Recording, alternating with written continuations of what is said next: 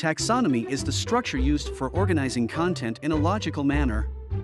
When incorporated within website development, it helps users easily navigate the website and find the information they are looking for. Designing a website's taxonomy is a process of creating a classification system.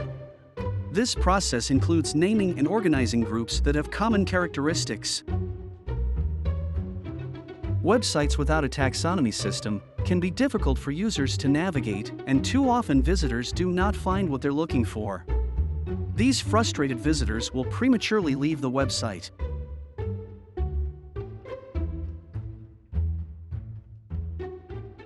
Applying a well-planned taxonomy system to your content can transform how you communicate with your customers.